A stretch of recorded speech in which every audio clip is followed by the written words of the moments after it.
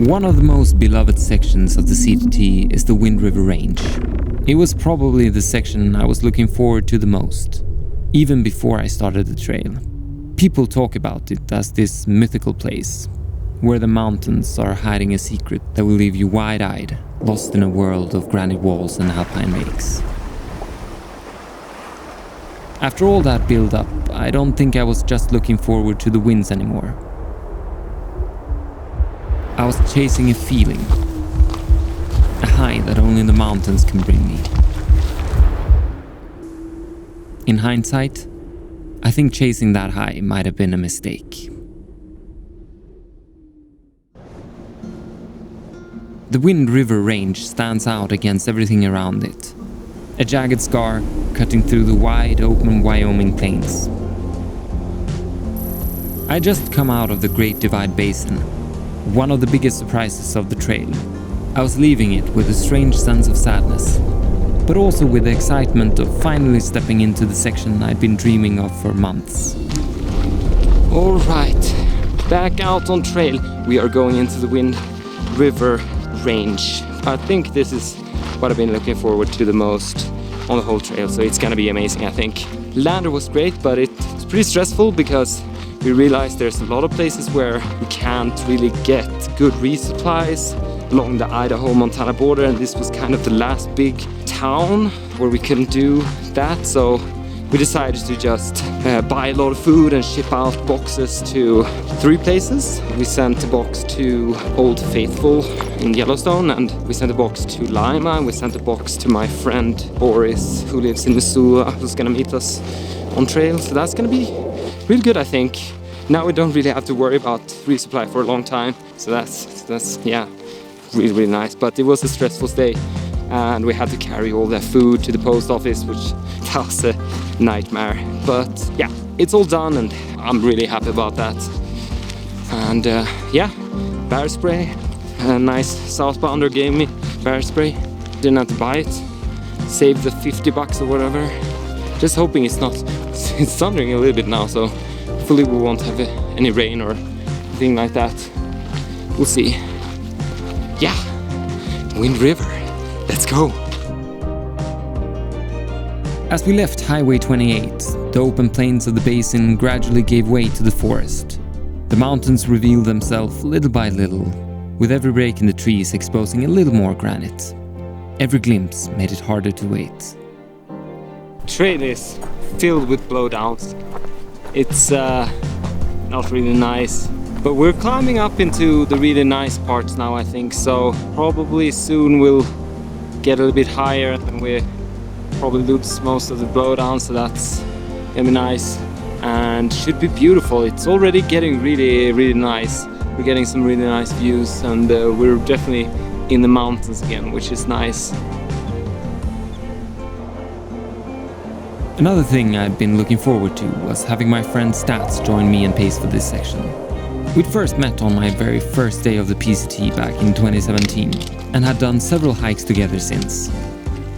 The winds had been his favorite section of the CDT when he hiked it in 2019, so he had wanted to come back and see this place again.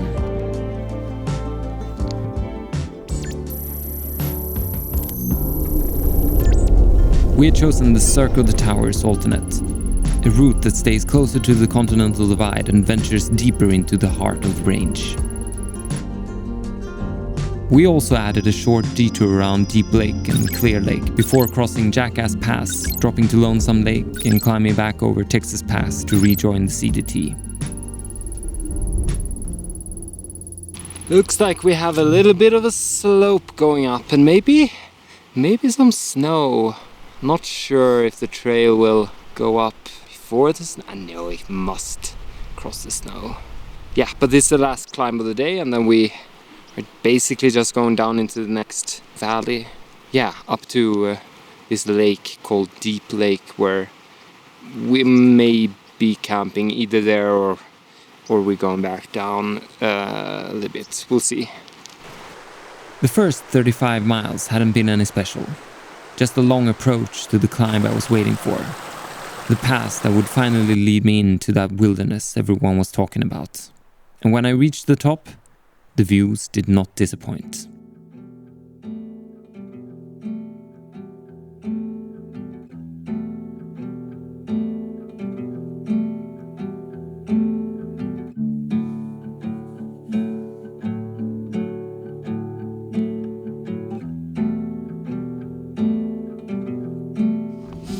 Wow, this place is absolutely amazing. We're almost at Deep Lake, and soon we went over the pass. It's been absolutely gorgeous. So good hiking. We got this amazingly beautiful campsite tonight at Deep Lake. There's some mountains around it, and it's just good. It's just great. I'm gonna try to cowboy camp, although it might be too many mosquitoes. But it's also a little bit windy, so hopefully it'll blow away, and hopefully it won't rain. We just met 2 guys who were out here climbing. They had climbed one wall today, they're gonna do another one tomorrow, and yeah, seems really cool. So, but yeah, this might be the best campsite so far on trail, I think.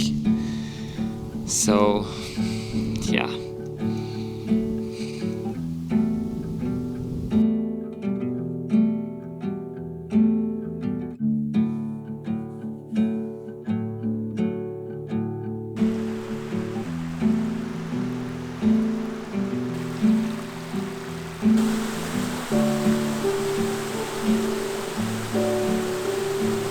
It's almost overwhelming, taking it all in. I wanted to explore every nook and cranny of the valley. Just walking through felt like I was missing something, somewhere within those high walls. Like I couldn't fully take it in the way I was supposed to. And yet, I could see why people call the winds the most beautiful part of the CDT. This is some beautiful hiking. We're up at Arrowhead Lake, I think it's called. We're going over Jackass Pass. These names on these passes. These mountains are huge around us. It's a very dramatic valley. Probably gonna do some breakfast down at the next lake, Lonesome Lake, on the other side of this pass. And then I think we only have one more pass before we go down back down to the red line. This Cirque of the Tower has been great so far. It's absolutely gorgeous. Yeah.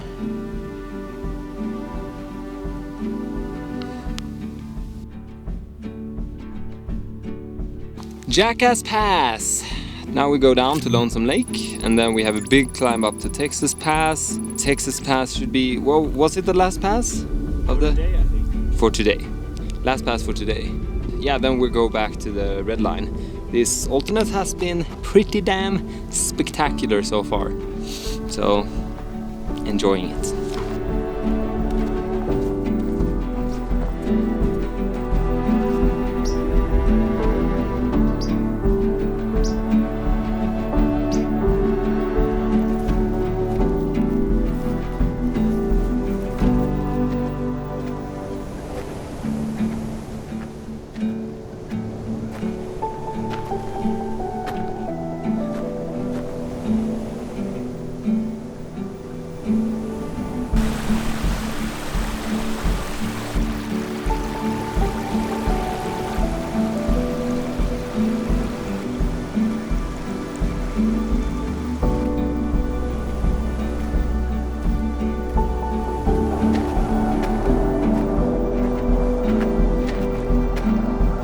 Welcome to Texas Pass.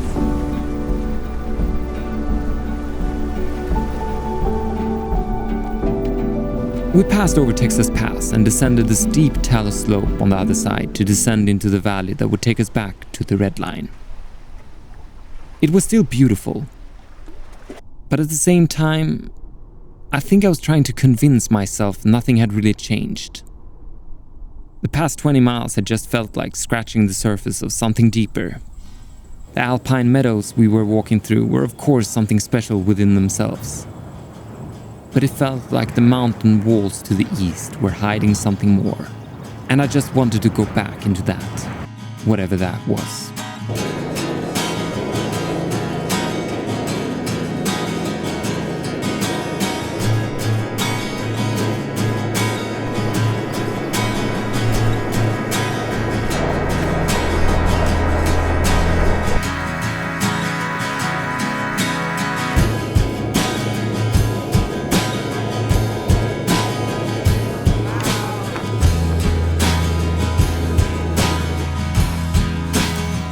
We were now planning to exit the winds and leave the red line. 11 extra miles down to the nearest trailhead to hitch out. Then, the same 11 miles back in, just to reconnect to the trail. Leaving the Cirque felt like leaving the winds with unfinished business. Something about it didn't quite sit right. I couldn't shake the feeling that I had missed something along the way. I knew it wasn't over, but I didn't know what lay ahead. And for all I knew, I might already have passed the highlights.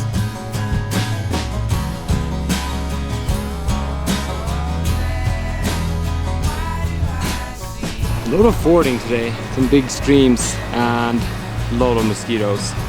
Yesterday wasn't bad, and then this morning was just crazy, and it's a little bit better here, but while back there I couldn't even walk. I'm in my shorts and it's pretty warm, so I don't really want to put on some pants, but hope it's gonna get better. They're getting worse now, so I gotta keep moving.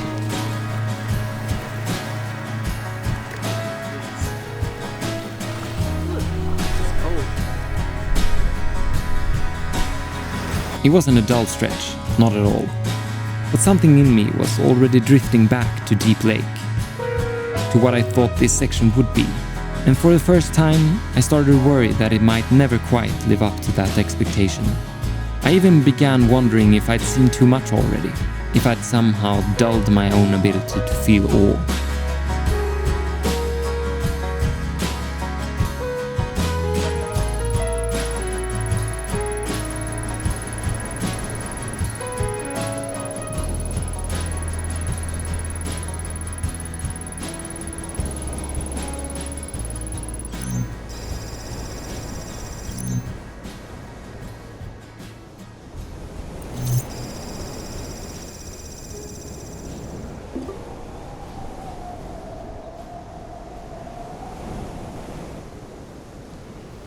We're heading back to trail again after a 0 in Pinedale. It was pretty nice.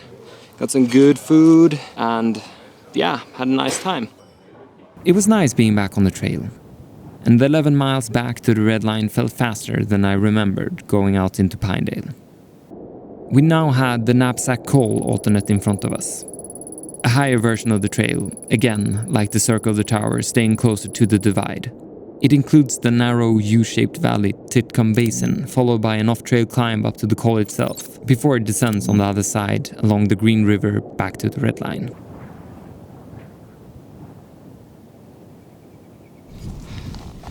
We're back on the CDT, up at Leicester Pass, I think it is. How are you doing? Good, thanks. How are you? Doing well, thank you. Hey there. Hey there. You just gotta make friends with everyone. Yeah. And, come on, buddy. Where are you recording for? Making a film of my hiking on the CDT. Nice. Yeah. Where are you from? From Sweden. Nice, welcome. Yeah, thank you. Have a good day. You too. Have a good day. We're gonna leave the CDT in a little bit, go up towards Knapsack Col, which should be beautiful. That basin up there is supposed to be really, really nice, so good to be back here.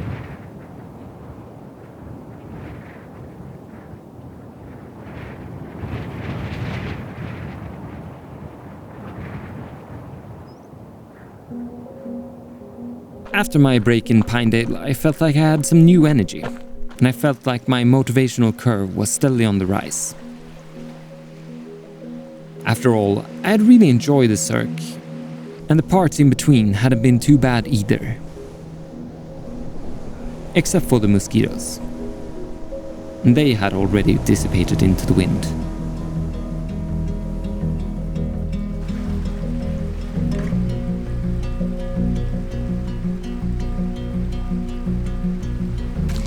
This is what I like to call Amazing Basin.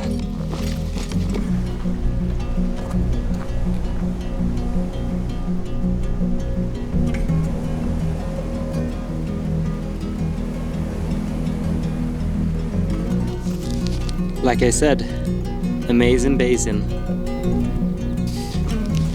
I think this valley might actually be the highlight of the CDT so far for me. It's gorgeous. It's just amazingly beautiful. I don't know what to say.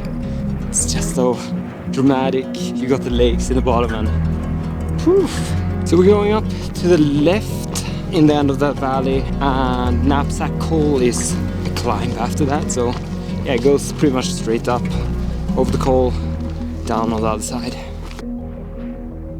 At this moment, I think I understood what all the talk was about.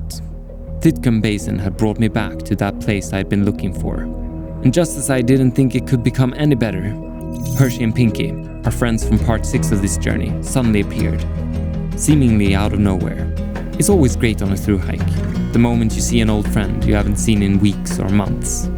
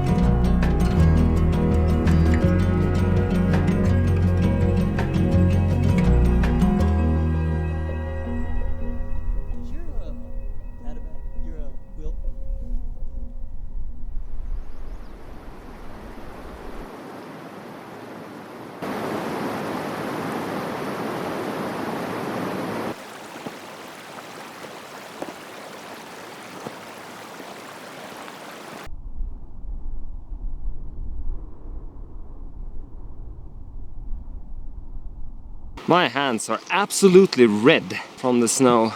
I just touched it a little bit, but yeah, my hands are red. I'm in my element right now. I just love this stuff. Just scrambling over the rocks. Yeah, just so much fun.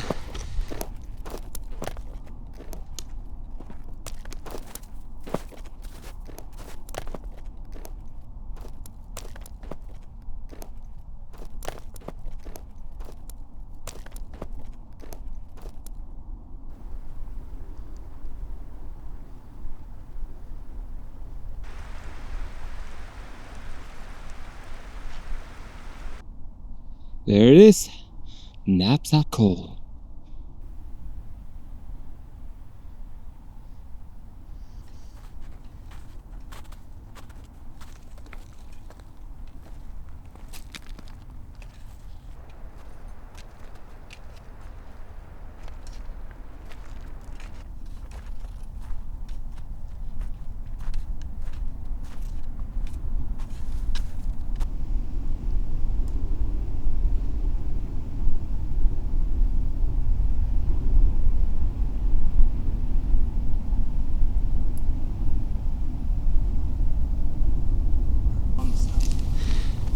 Boulder hopping, fun stuff. We are at like the base of the where it like steepens, and yeah, there's a lot of boulders, but not too bad. Stats is already up there, and yeah, the sun is out. It's beautiful. I just love this stuff.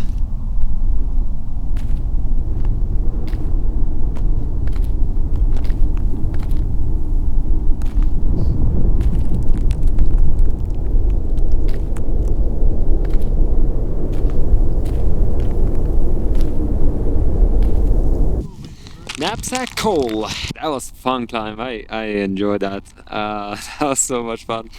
It did look more intimidating coming up to it, but as soon as you got up on the climb, it was totally fine. It was a little bit of class 2 stuff, but definitely no class 3. It was pretty doable. So now gonna do some reward, little juicy fruit snacks, island splash. Good stuff. Good stuff. This was what I've been chasing. Reaching Knapsack Col and descending on the other side was the closest I'd been to a real adventure in a long time.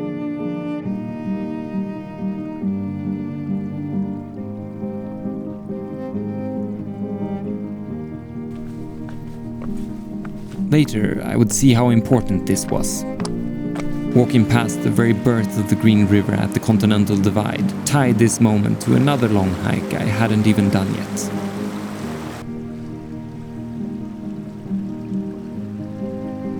But as I dropped down to the red line, that feeling faded almost as quickly as it had arrived.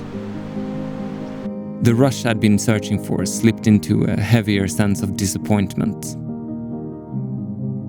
Disappointment at leaving the winds behind.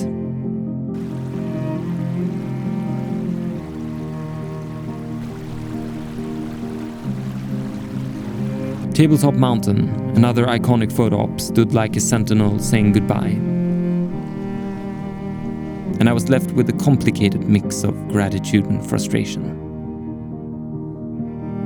I have this thought that keeps drifting through my mind. In the mountains, I often feel like I'm chasing a feeling, trying to recreate something I've felt before. That struggle was right at the surface throughout the winds. I went into these mountains expecting to be enchanted by the landscape. And I was. But when the scenery delivered and the feelings didn't, I felt like something was wrong with me. When I didn't feel what I thought I should feel, I felt almost guilty. Like I was missing out on a chance to create incredible memories in a place I knew was beautiful. Maybe that's the key. At Knapsack Col, I didn't just see another view. I actually felt that rush again. Not because it was more spectacular than Deep Lake or the Cirque, but because I was in my element, moving through the terrain and pushing myself a little. That feeling passed quickly, and the lingering disappointment wasn't because of the mountains themselves. Deep Lake, Cirque of the Towers, Titcomb Basin, Knapsack Col, and Tabletop Mountain. Each of them is worthy of being a highlight on any trail. It all came from a mismatch in my expectations. The CDT had already surprised me so many times that I had started expecting every new section to completely redefine my experience.